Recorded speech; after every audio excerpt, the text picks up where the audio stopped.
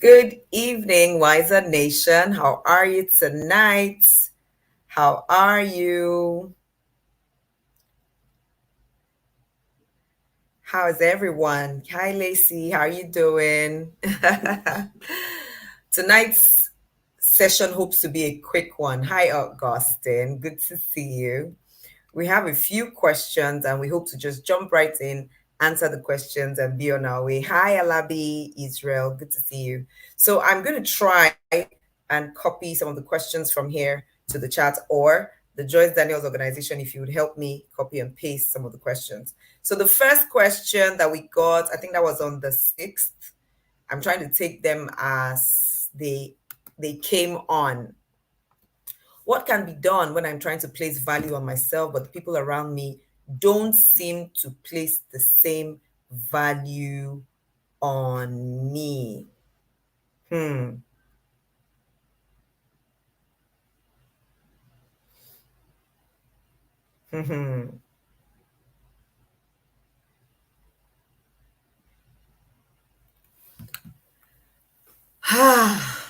This question was kind of repeated, so we just took the one. I place value on myself, but the people around me don't seem to place the same value on me. So of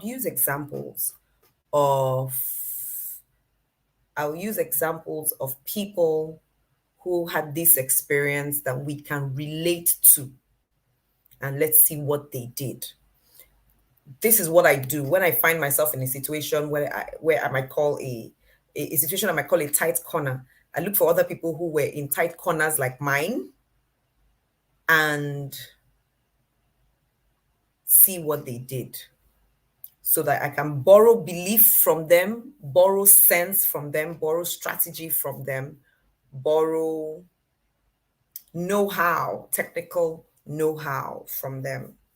So who is someone who believed, or who are some people who believed in themselves, but people around them didn't seem to believe or place same value? Number one would be, in my opinion, David, once again. Now, I'll take it from two ends. One was where the prophet Elijah came, no, not Elijah, sorry, Samuel, the prophet Samuel came to the house of Jesse. Prophet Samuel came to the house of Jesse to anoint the king, because God had given him an instruction saying the king is in the house of Jesse. And he got there and he asked for the sons to be brought out one after the other. And he saw the ones that looked like a king, the ones that looked kingly. And one after the other, I said, no, not this one, not this one. I said, okay, where is the other one left somewhere? He said, oh, there's one out there in the field. Bring him in. And immediately the Spirit of God said to him, rise up and anoint this one. Now, that same David was sent to go feed, to take food to his brothers. He got there and he saw a situation he could handle. Now, anybody who knows me very well knows that David is one of my most treasured role models. And he said, I can kill that giant called Goliath. And the people around him mocked him, laughed at him. Even his older brother said, what's wrong with you? Can't you focus on what you were sent to do? That's what his older brother said to him. What did David do differently? Rather than focus and argue with his brother, he shifted direction immediately and said to other people, I can kill this guy. I can kill this guy. What will be given to the person who kills this person? I can kill this guy.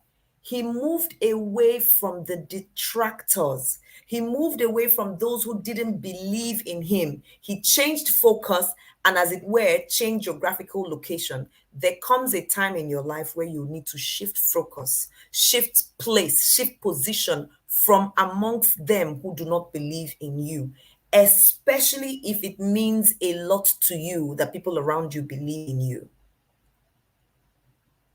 especially.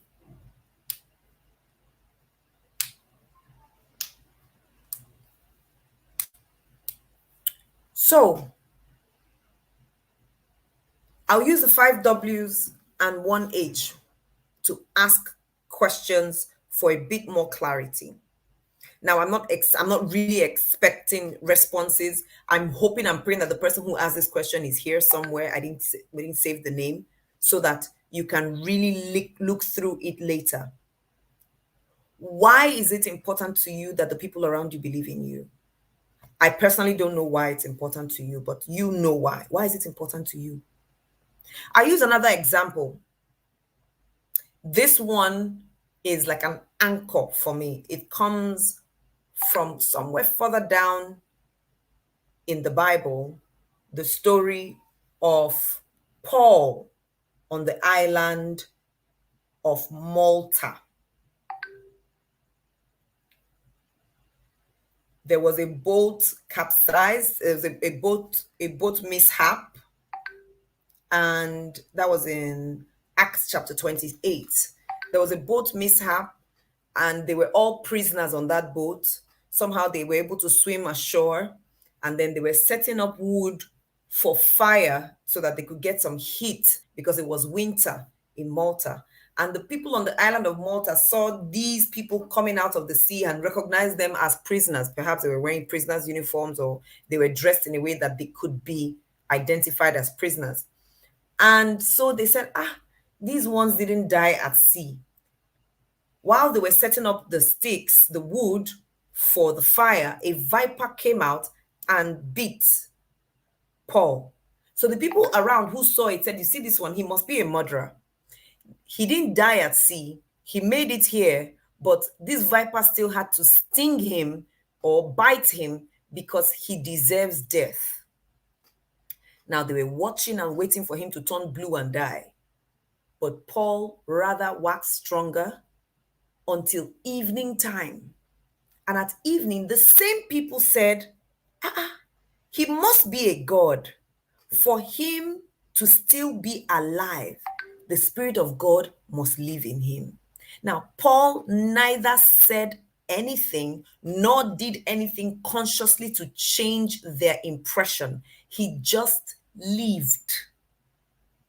So I always say to myself, I studied this one many, many years ago, and I said to myself, Joyce, the only proof that would make people change their mouth about you is success, is when they see you living and thriving. So rather than focus on trying to convince them to place value on me, let me give my value to the world until I get to a place where I am grown, where I'm recognized, where I'm strong enough for the people to say, this girl, we believe you now.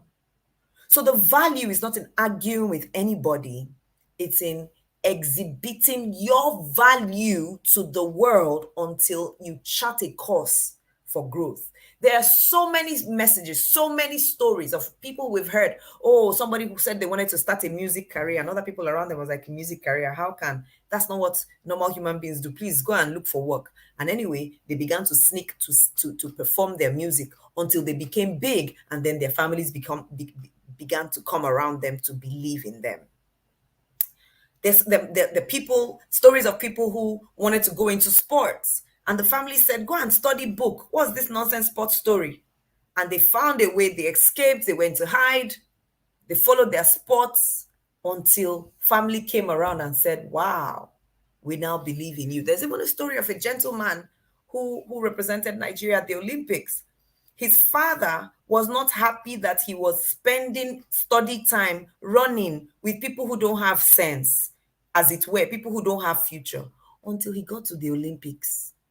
And his father was like, wow, okay, we got to take this guy seriously. I think the summary to everything, the conclusion to it all is invest in that value in yourself until others come around. Remove your eyes from trying to stay from remove your eyes from trying everything you can to cause them to value you. No, you may not win. They will value you when you succeed. So write it, please. They will value me when I succeed. So what's my duty? My duty is to succeed.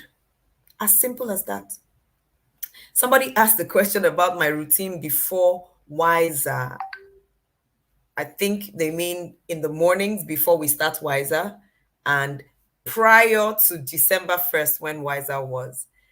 Okay, so before 6 a.m., I get up usually at about past 5, which is not my usual wake up time. My usual wake up time is 6 is no, my usual wake up time is 5:30. It used to be 6 between 6 and 6:15, but in the past few months I've been waking up at 5:30. I wake up at 5:30, I study one chapter of the Bible a day, just one chapter, and I usually try to do it in sequence. So like just before WISER, I was in Galatians. I had just finished Second Corinthians, and before that I had done First Corinthians, and before that I had done Matthew, Mark. So I try to do one gospel, one what do you call these ones now? One the books of Paul, one of the Gospels, one of the books of Jesus, one of the books of Paul, and then sometimes I go to one book in the Old Testament, and I do just one chapter a day. I try to highlight what my learning point is for that day, and see how I can apply it if possible. And I've tried to do that for a long time now, for quite some years. After that devotion, sometimes, once in a while, I sleep off again. Other times I get up and exercise. If I Depending on where I am, I might be exercising by myself or going out to the gym. If I'm going out to the gym, I would want to get to the gym between 7:30 and 8 latest and work out for 1 hour and then get on the rest of the day. On Mondays, we have our team meeting at 9 a.m. That's the only morning that I am sure of a meeting at 9 a.m. Other times I might really start my work at 9:15, respond to emails, make phone calls, for the number of hours. That's it. That's my typical morning routine. For a long time, I used to have breakfast very early. I used to exercise between 6:30 and 7:30 and have breakfast between 7:30 and 8:30. But these days, I find I have breakfast about 11 and lunch about 4:35. So most times I eat just twice a day now. It wasn't intentional. I just found that that's how it is. That's my routine. To the person who asked curiously. Next question here says, where do we draw the line between seeking opinions and suggestions or advice? Yes, I think I would want to read the longer version of that question. She said, do we need to seek advice on every aspect of our lives or business? Or are there some areas where we just have to rely on our intuition or self-induced research? Yes, I was grateful. I was grateful when yes, that's the word, epistle or letter. I was grateful when I saw this question because I needed to strike the balance. So where do we draw the line between seeking opinions, suggestions, or advice? Do we seek advice on every aspect of our lives and business? The answer from me is yes. Who you seek advice from might differ. You might seek advice from University of Google. You might seek advice from a book. You might seek advice from somebody who has gone ahead of you. I do believe you should seek advice on almost every aspect, even when your intuition has shown you something. Seeking advice doesn't mean that you delay action until you seek advice. Even whilst acting, you might just need advice on how to execute, not necessarily should I do A or B. Okay, I want to go to school. I want to go back to school and study a master's. I want to go back for a master's in public policy. That's what I want to do. My mind is made up. The advice I might be seeking is what school, where, based, and I can make an informed decision. I can go online and say best schools in public policy, top rated schools in masters in public policy, and I'll see 4 schools. That's me seeking advice, but I'm seeking it from Google. And they say, oh, the top schools in the world that offer this are A, B, C, D, E. Oh, fine. So now I can choose from these top 5 schools. That's advice. Else, I could just pick any school and later I'll say, this school, I don't really like the way they're teaching. And then someone will say, oh, you should have gone to this other one. They're one of the top 3. Oh, I didn't know. Now, so seek advice to find out where.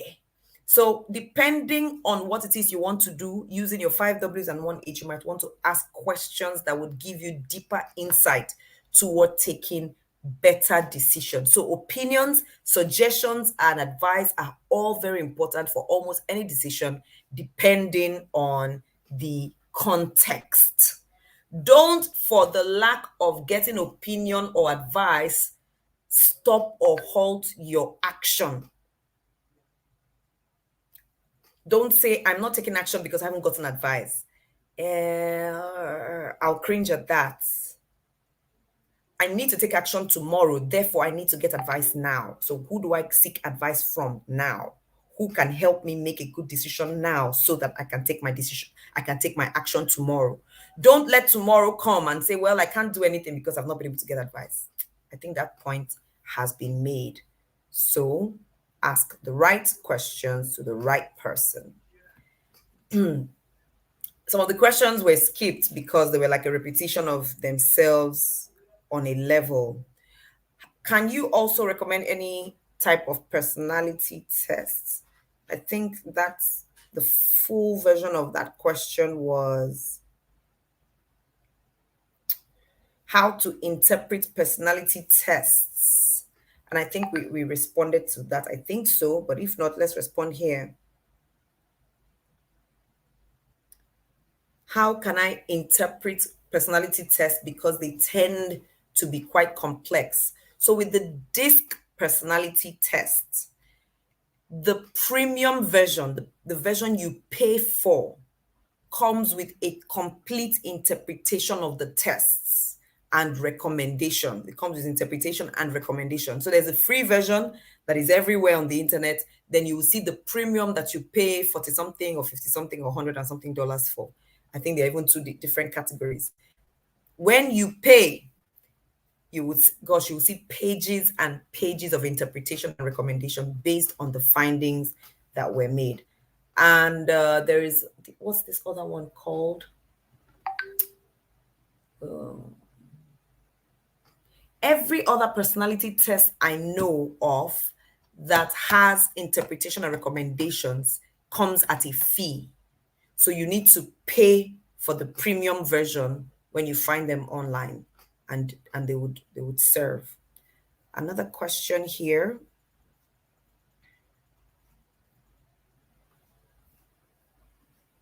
Okay, just give me a moment. Let me just copy this question and put it in the chat. Give me a moment. It's almost like a repetition of the first question,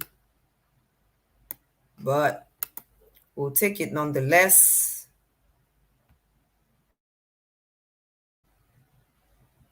It says,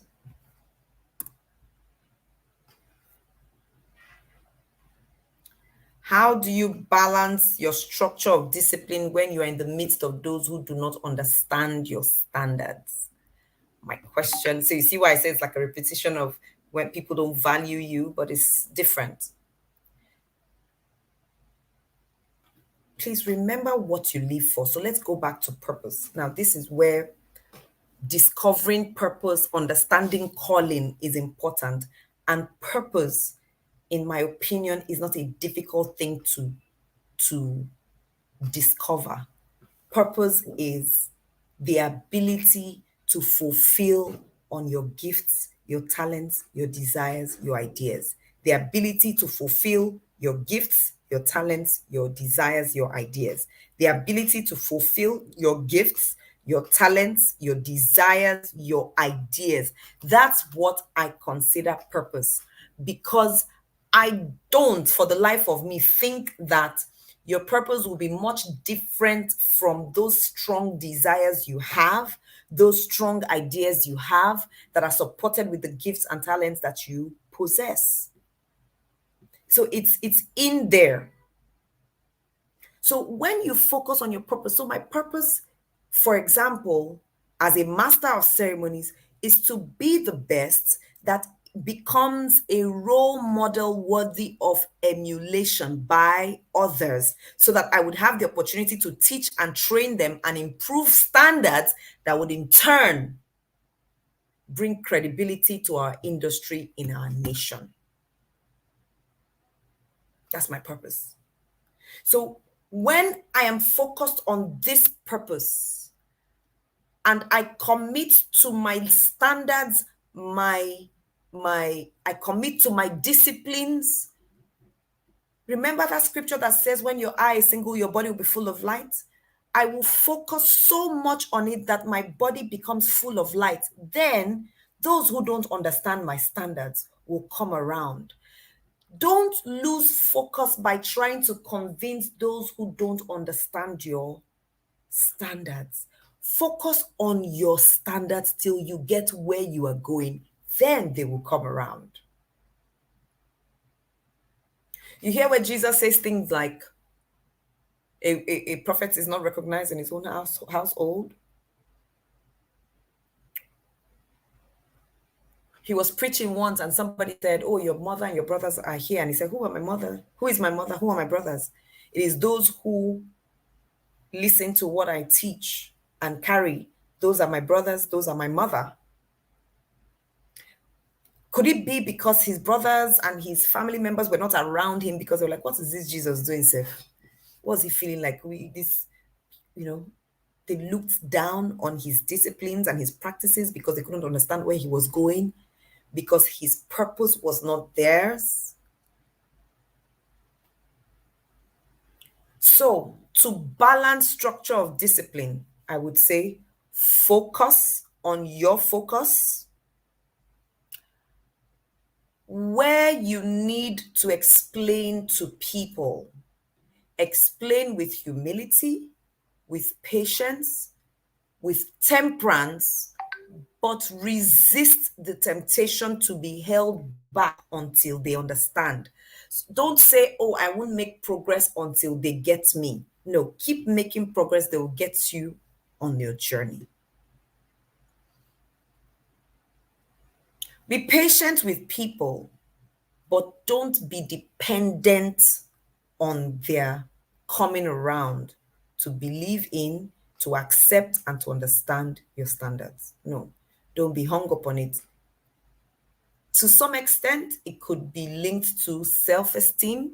It could be that you're drawing your esteem from how other people see you, and that's faulty. It means that there is a challenge with your level of self-esteem. You will need to go through those self-esteem details that I talked about last week, Sunday. If you missed that Q&A session, please go there. I explained using the courage and confidence diagram, the courage and confidence pyramid. I showed us how to develop a higher sense of self-worth, self-esteem, confidence, and then courage. Please just scroll up in this YouTube channel and find that video.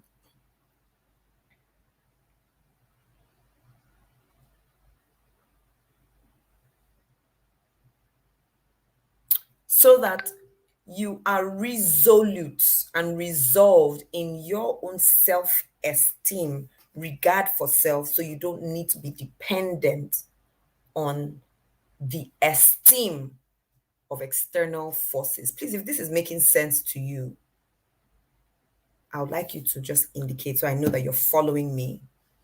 And if it is bringing new questions, then please someone ask that question so that we can trash it here whilst we're together this evening.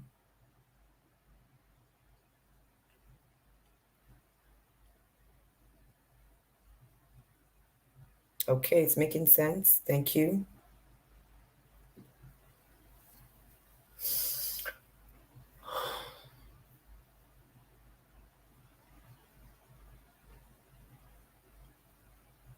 Success is a convincer, if there's any word like that. Success convinces. They say action speaks louder than word, right? Action speaks louder than words, or actions speak louder than words. your actions, your commitment to success will speak louder.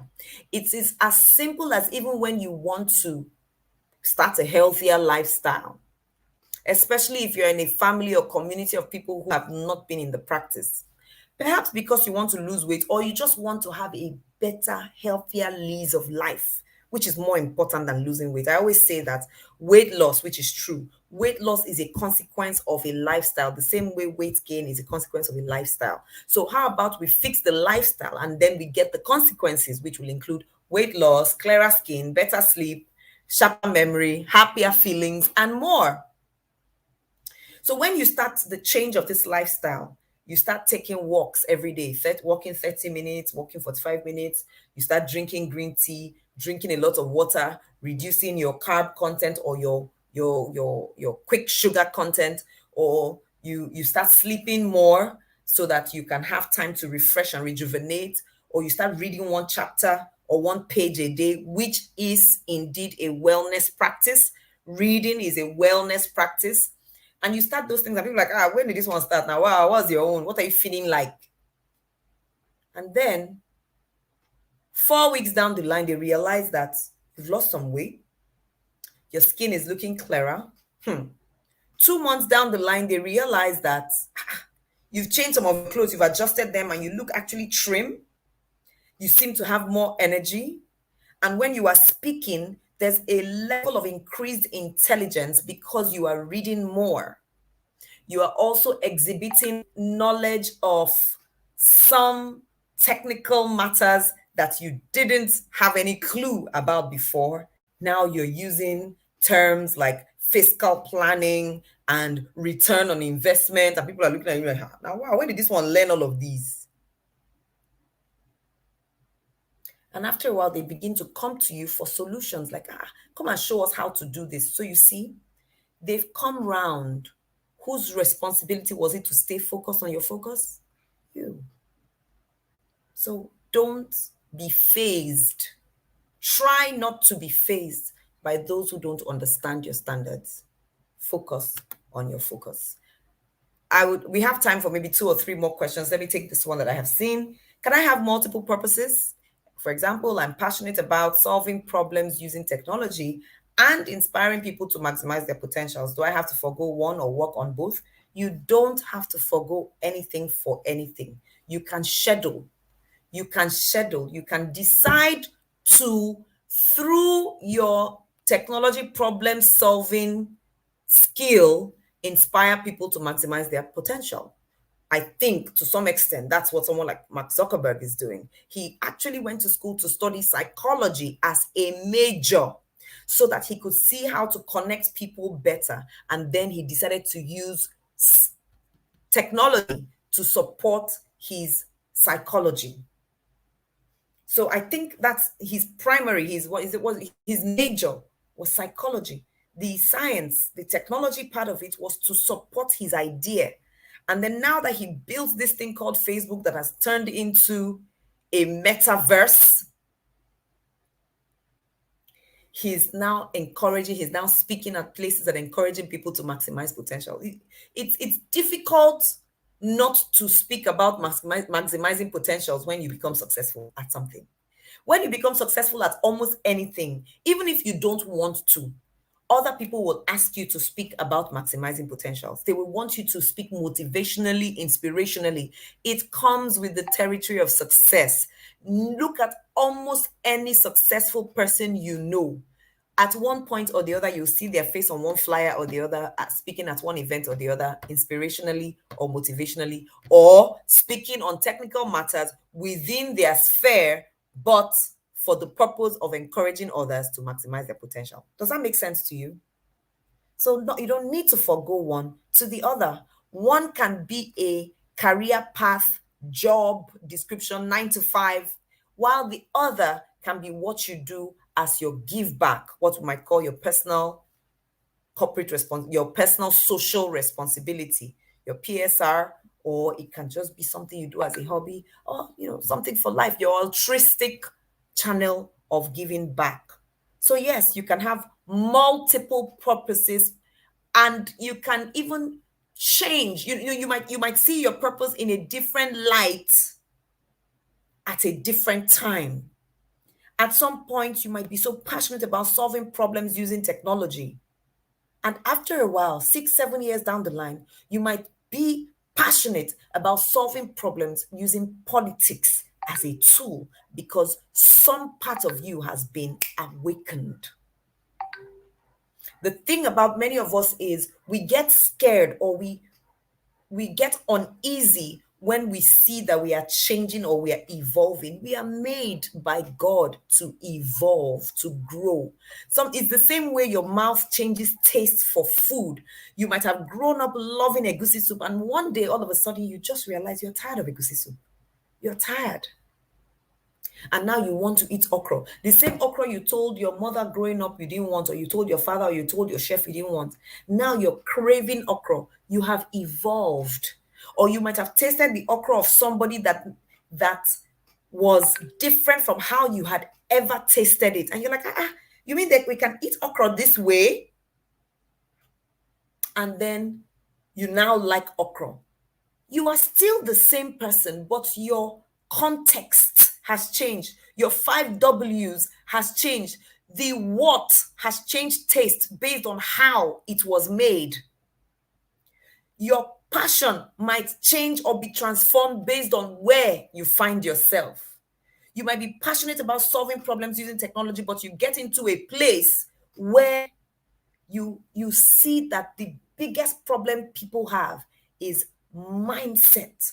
And so all of a sudden your heart is beating to solve problems using mindset reformation. Same purpose, different application. It's the same what, but a different how. There's nothing wrong with you. You're okay.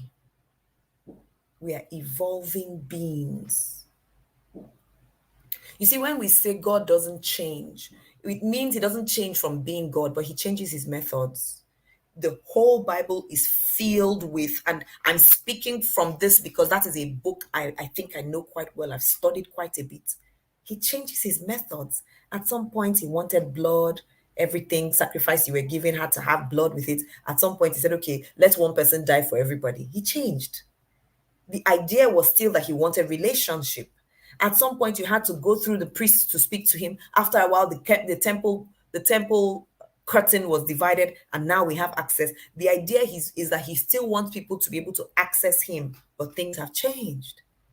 At some point, he wanted to destroy the children of Israel for misbehaving so badly. In fact, he brought on a flood, killed everybody except Noah and his family. At some other point, he was going to do it, and somebody said, don't do it, oh.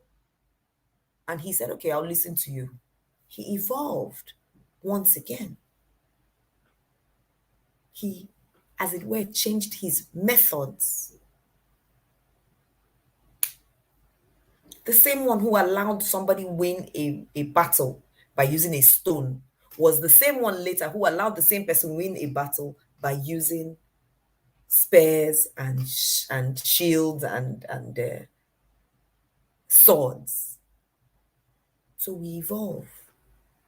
But in our core, we remain same. We want to see growth, development, but the how we want it might change.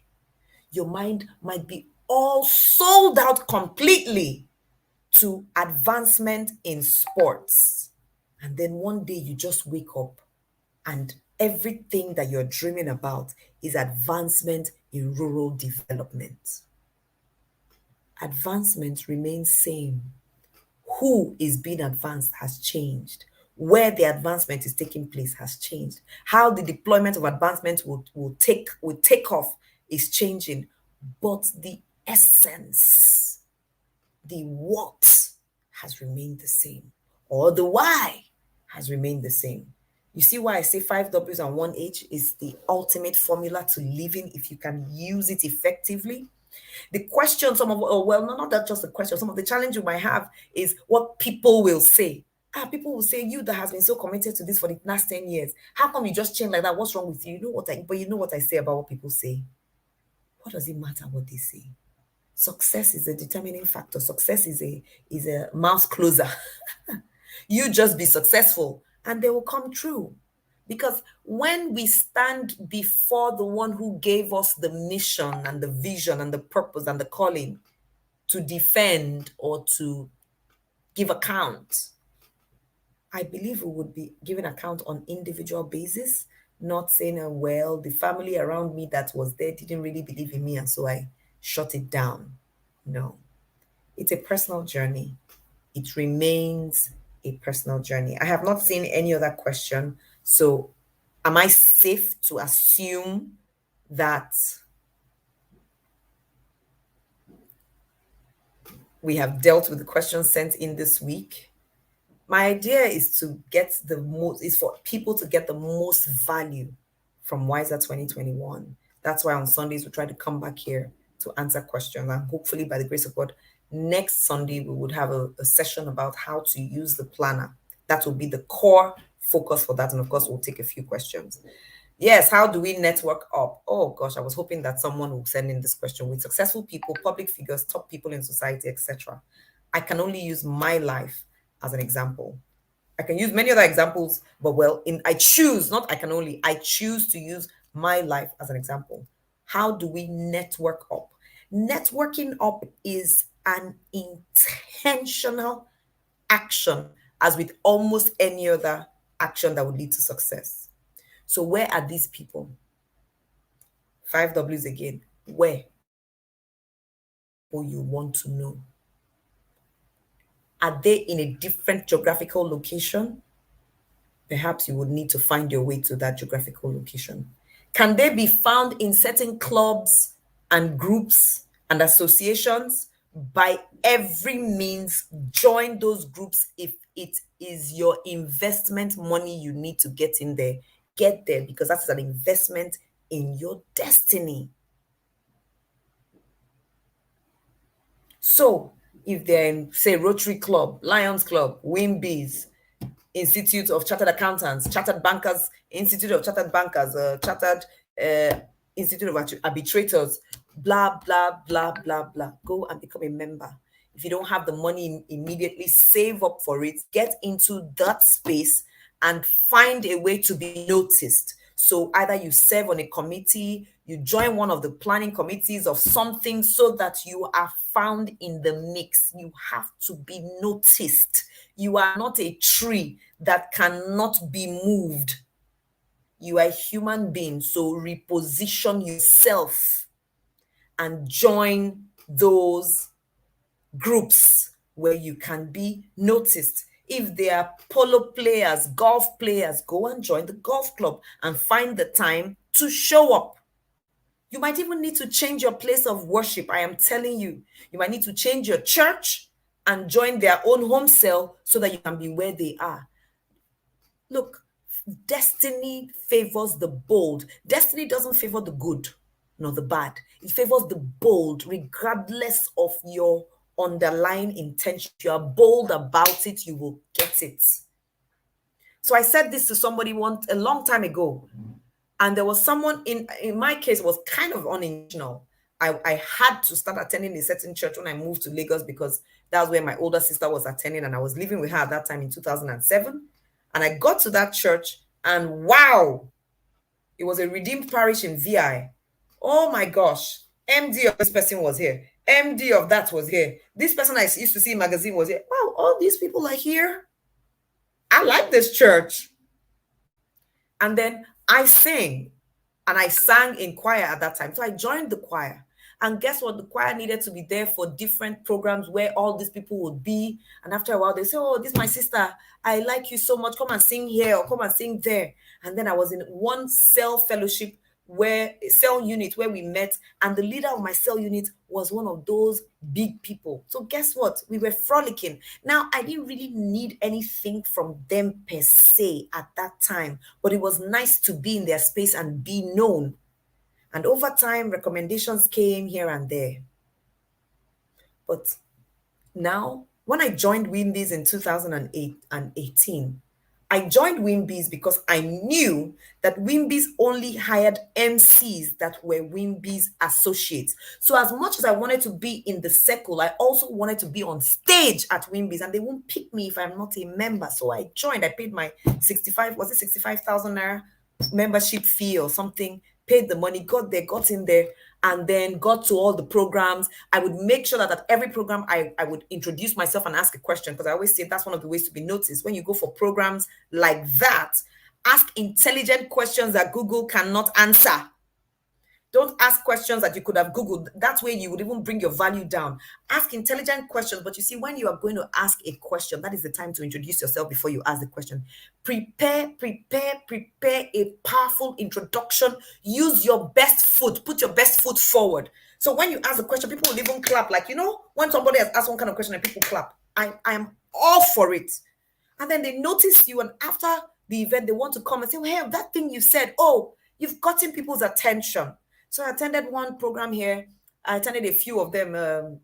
What do they call those things? Round table meetings. Wimbies. That year, I think I attended 3 round tables. And each round table was about 10,000 or 12,000. I attended them, made myself known. The next thing I saw was, we really like what you do. We would like you to MC our event in November. But of course, and I did it. And I did that, and I knew it will open other doors for me, which it did and continues to do till today. Gave me access to those people who are now my friends. We're on first name basis, we're on WhatsApp basis. If I hadn't joined Wimbies, I would not have been in their circle. As simple as that. So I think that's the answer. Find where they are. You see, 5 W's and H. And then how to get in. It might take time, but then time is a currency. It's a currency, it's a resource, it's something you pay, something you spend.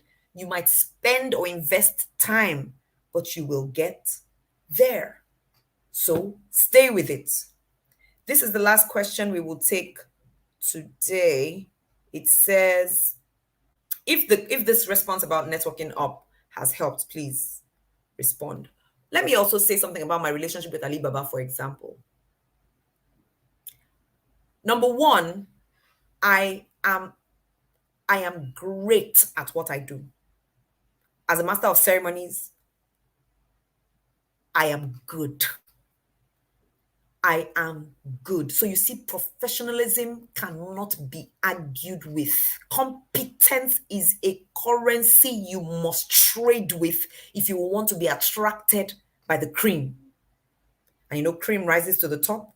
So you rise to the top by the competence and professionalism of what you do.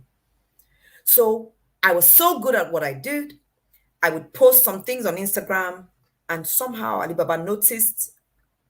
And when I had the opportunity, before he noticed, I wrote to him about Talk Academy. I found his email address and I wrote to him about Talk Academy, what we were trying to do in teaching MC. And I asked him if he would like to be the patron of Talk Academy to give us, oversight. And he responded with a very short yes. Then, when Tara and I met at an event, I like to tell this story. Tara Fela Durotoye was friends with my younger brother and his wife. In fact, Fela Durotoye was the chairman at my brother's wedding. That's how close they were. And they were like, we can introduce you to Tara, this. And I said, no, I don't want that. Don't introduce me to Tara. I don't want her to see me as your big sister. I would wait until a time where she will see me working and she will be so awed by my work, she will want to be my friend. And that opportunity came in January 2014. She was the keynote speaker. She was one of the 2 keynote speakers at an event. I was the MC. Before she came up on stage to speak, she sent her PA to say, go and collect that girl's card. She sent the owner of the event, the convener of the event, who is that person? Get me her card. She asked for my card 3 times, three, because competence cannot be argued with. Then when it was lunchtime, she had been taken to the VIP way ahead of me, maybe like 20 minutes ahead of me. By the time I got there, she had kept her bag, her purse on the seat next to hers. When she saw me, she said, hey, come, sit here. My God, girl, you are good. Who are you? What's your name? Go here, take my phone, put your number inside. That's how I punched my number on her phone. She said, oh, yeah, dial me. Okay, what's your name? She saved it. When I come to Lagos, when we see, she was going to the airport, we spoke, and she left. About 3 weeks later, I was in Lagos. She invited me to her house for lunch. I got there, we got talking, and we sat on the floor, we talked, we laughed. How did you get into this? Oh my God, I was so awed by how you did this and that. And then I now said, John and Victoria, John and Victoria, my people now, my smallies. I said, John is my younger brother. She was like, what? How come I never met you? I said, well, I didn't want you to meet me until you will see me and want me. Then she hit my head and she said, girl, you have sense. Hey, see sense. Because if I had met you as John's sister, even if I had seen you on stage, I may not have recognized your value and your worth. I would have just been saying, hey, see John's sister. No, don't commonize me and call me John's sister or Rosemary's sister. My sister Rosemary worked with NLNG, and I didn't want to get into MC for them as Rosemary's sisters. I wanted them to see me for being who I am, competent. And the moment they experienced me, they said, who is this girl? We need her. And that's how I've been emceeing all NLNG events since then, whether alone or as a co-MC with someone else. And then after a while, it was when I got in, one of the madams, she's retiring tomorrow. She's retiring this month. Tomorrow is her send forth. She's the HR GM. And I said to her, oh, I'm Rosemary's younger sister. She's like, Rosemary Wakogu, my Rosemary? Oh my God. But don't come and mix me up with Rosemary's sister. No, I am Joyce Daniels, the queen of talkogenic titanium. See me for who I am. Then put me in your circle. Then later we can talk about familial spirits. Except, of course, being familiar and using familial ties is the only way in. Remember, 5 W's and 1 H. If that is the how to get in for this particular where or when, then it's okay. So watch and know which context to use what. I am extremely intentional about how I get known by people. I want them to value me. I can give you other stories about how I got into certain circles, and there are people on my WhatsApp who I chat with, MDs of Nigerian commercial banks. But you see, where they met me, I gave value to the point where they're like, who is this lady? No, don't come and mess with me and say, it's all part of the networking up. You network with value. Value begets value. What was that last question I saw? And I said that was going to be the last question. So you have sense, ma. Thank you very much. It was after this networking up. As a student, this is from Aluya. As a student, how do I balance academic work and also trying to invest in myself to get better? Girl, my coach will say, and I've been saying it since then, the answer is always in the question.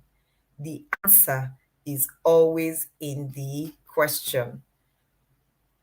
When you are not studying academic work, study to improve yourself. As simple as that. The same way you have a timetable for academic work. You have your periods. On Monday, 8 a.m. to 9 a.m. is this period. Sometimes you have a double period for this course or another for that. You can create a period for self-development where you can do the 1 chapter a day or 1 page a day. That's how to balance. At that time, what is most critical to you is your academic success. So you might make less time for other types of personal development because your academic success is personal development. If you graduate with a first class, you've gotten ahead. That is one of the ways to get into the upper network, because there's a time when they will call for those who have first class and 2-1, and it's only people like you who will get in. So that's where you've already created a network for yourself. There are people who work in certain organizations. It's only because they made first class or 2-1. Not because they are fine or they're from any fantastic family. It's because they created, so they have become the network that other people want to be a part of. They are the ones in the chevrons and the shells and the places where many people want to be. What distinguishes them? They are first class. So you see, you have created a path for yourself by having academic success. So don't play it down. Investing other things will be the addition. I always say to my son, Look, you can succeed and be whoever you want to be with a third class, but it makes it easier when you have a first class. It saves you time, energy, and talking, trying to convince them to take you. Once they see first class, they will not even ask you, come inside first. Third class, you see, I had a third class, but you see, my life, my this, no, that's talking too much. Can you just get the first class? It will save you energy and time. That's how to schedule. Focus on the academics. Be the best. Remember, you can't argue with competence. Be the best academically. I am all for first class. I didn't make it because I didn't have the commitment to it, but I'm all for it now. And if I ever do anything academic right now, I'll come out on top. Oh yes, except it's a joke, or except I'm not really interested. I'm just doing it for doing sake. But in any other thing I do now, I would come out on top because I know the value of excellence. I want to say thank you all for being here tonight. Thank you for your questions because they have brought life and light to others. Thank you all so much. I look forward to seeing you tomorrow morning on day 13, where we have Claire Omashe join us. So come out bright and early as you always have, and we'll have a great time together digging into Proverbs chapter 13. I love you, and I'm rooting for your best. Bye for now.